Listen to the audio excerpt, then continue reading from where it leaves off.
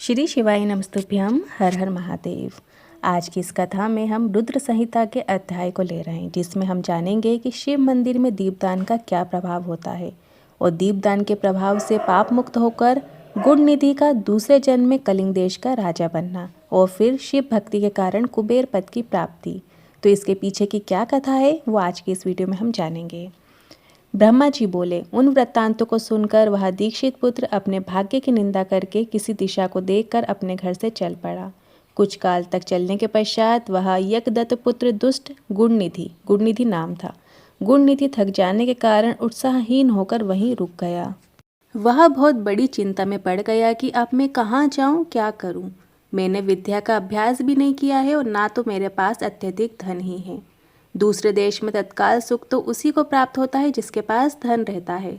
एक ब्राह्मण के कुल में जन्म होने पर भी मुझ में इतना बड़ा दुर्व्यसन कैसे आ गया, ये आश्चर्य की बात है। किंतु भाग्य बड़ा बलवान है, वही मनुष्य के भावी कर्म का अनुसंधान करता है। गुणनिधि जो था वो व्यसन में पड़ा रहता था, गलत संगति में था, तो उसके माता पिता ने उसे त्याग दिया था। जब वो किसी दूसरे स्थान पर पहुंचा तो वो ये सोचता कि सूर्योदय होने के पूर्व ही मेरी माता मुझे मधुर भोजन दे देती थी।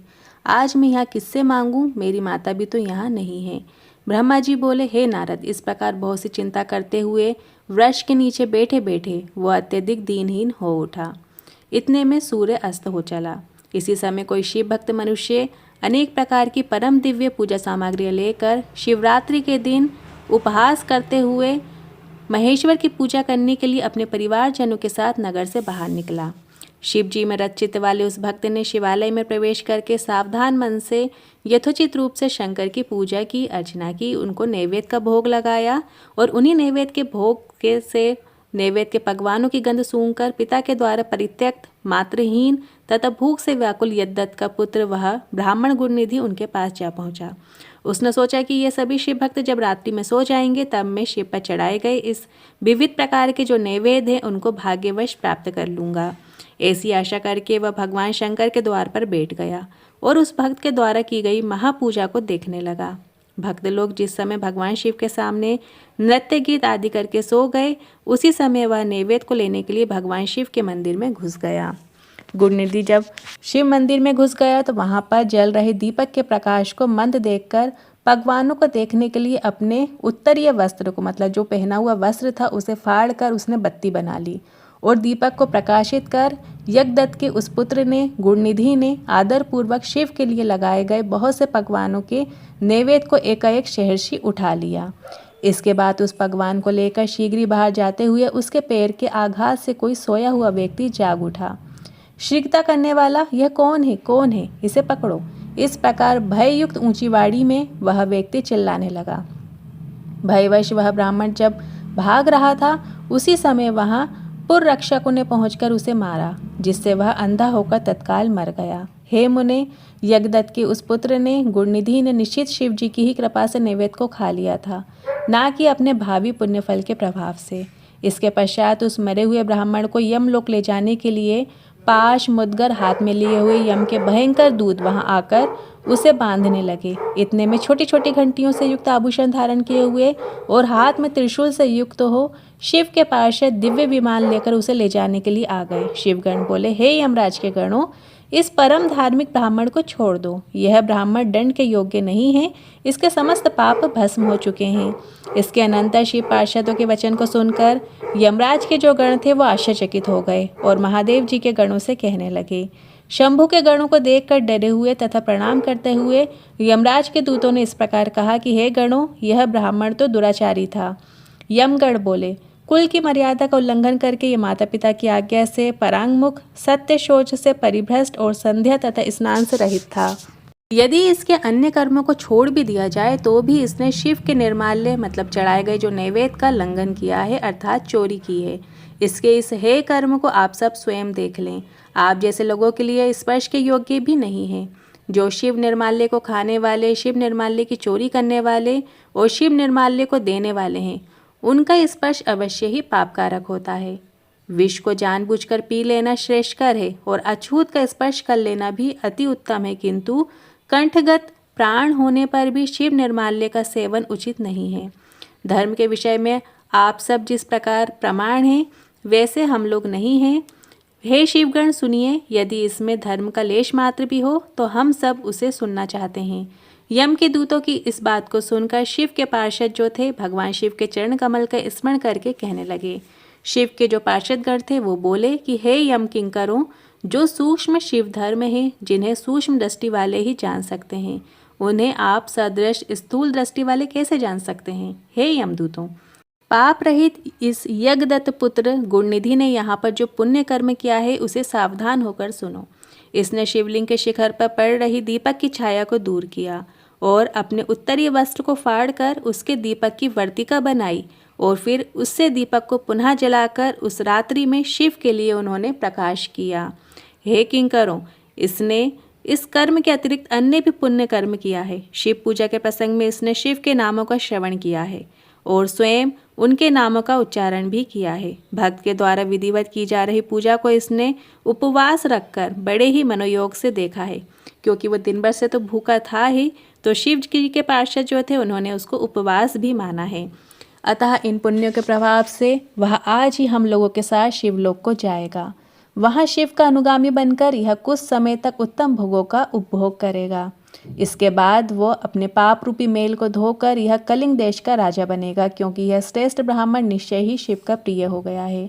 हे यमदूतों, अब इसके विषय में कुछ कहने की आवश्यकता नहीं है। तुम लोग जैसे आए हो वैसे ही अति प्रसन्न मन से अपने लोक को चले जाओ। ब्रह्मा जी बोले, हे मुनीश्वर, उनके वाक्य को सुनकर परांगमुख हुए समस्त यमदूत अपने लोक को लौट गए। हे मुनि, गणों ने यमराज से गुणनिधि के उस संपूर्ण वृत्तांत का निवेदन किया और शिवदूतों ने उनसे जो कहा था वह समाचार आरंभ से उन्हें सुना दिया। तो धर्मराज बोले, हे गणों, तुम सब सावधान होकर मेरे इस वाक्य को सुनो। जैसा आदेश दे रहा हूँ वैसा ही प्रेम पूर्वक तुम लोग करो। हे गणों, इस संसार में जो श्वेत भस्म से त्रिपुण धारण करते हैं उन सभी को छोड़ देना, यहाँ पर कभी मत लाना। हे गणों, जो श्वेत भस्म से शरीर में उद्भूलन करते हैं उन सबको तुम लोग छोड़ देना और यहाँ कभी मत लाना। इस संसार में जिस किसी भी कारण से जो शिव का वेश धारण करने वाले हैं उन सभी लोगों को भी छोड़ देना और यहाँ कभी मत लाना। इस जगत में जो रुद्राक्ष धारण करने वाले हैं या सिर पर जटा धारण करते हैं उन सबको तुम लोग छोड़ देना, यहाँ कभी मत लाना। जिन लोगों ने जीविका के निमित्त ही शिव का वेश धारण किया है उन सबको भी तुम छोड़ देना, यहाँ कभी मत लाना। उन्होंने दम्भ या छल प्रपंच के कारण ही शिव का वेश धारण किया है, उन सबको भी तुम लोग छोड़ देना, यहाँ कभी मत लाना। इस प्रकार उन यमराज ने अपने सेवकों को आज्ञा दी, जिसको सुनकर उन लोगों ने कहा कि जैसी आपकी आज्ञा है वैसा ही होगा। ऐसा कहकर वे मंद मंद हंसते हुए चुप हो गए। अब ब्रह्मा जी बोले, इस प्रकार शिव पार्षदों ने यमदूतों से उस ब्राह्मण को छुड़ाया और वह पवित्र मन से युक्त होकर शीघ्र ही उन शिवगणों के साथ शिवलोक को चला गया। वहाँ पर सभी सुख भोगों का उपभोग करके तथा भगवान सदाशिव और पार्वती जी की सेवा करके वह दूसरे जन्म में कलिंग देश के राजा अरिंदम का पुत्र हुआ। उस शिव सेवा परायण बालक का नाम दम हुआ। बालक होते हुए भी वह अन्य शिष्यों के साथ शिव की भक्ति करने लगा। क्रमशः उसने युवावस्था प्राप्त की और पिता के परलोक गमन के पश्चात उसे राज्य भी प्राप्त हुआ। उसने प्रेम पूर्वक अपने शिव धर्मों का प्रारंभ किया।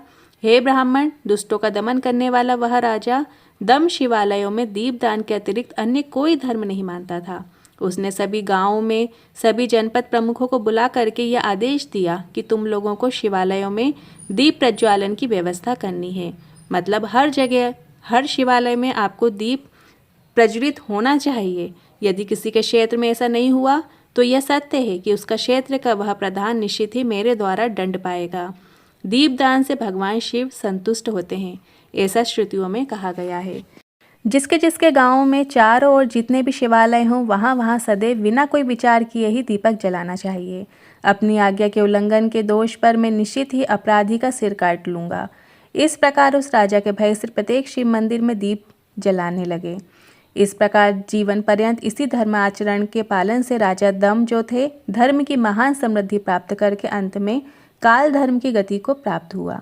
अपनी इस दीप वासना के कारण शिवालय में बहुत से दीपक प्रज्वलित करके वह राजा दूसरे जन्म में रत्नमय दीपकों की शिखाओं को आश्रय देने वाली अलकापुरी का राजा कुबेर हुआ। मतलब जो तीसरा जन्म था उसमें वो कुबेर बने। इस प्रकार भगवान शंकर के लिए अल्पमात्र भी किया गया धार्मिक कृत्य समय आने पर फल प्रदान करता है। यह जानकर उत्तम सुख चाहने वाले लोगों को शिव का भजन करना चाहिए। कहाँ सभी धर्मों से सदा ही दूर रहने वाला दीक्षित का पुत्र और कहाँ देव योग से धन चुराने के लिए शिव मंदिर में उसका प्रवेश एवं स्वार्थवश दीपक की वर्तिका को जलाकर अपने कपड़े की वर्तिका को जलाकर शिवलिंग के मस्तक पर छाए हुए अंधकार को दूर करने के लिए किया गया उसका पुण्य, जिसके प्रभाव से उसने कलिंग देश का राज्य प्राप्त किया और सदैव धर्म में अनुरक्त रहने लगा।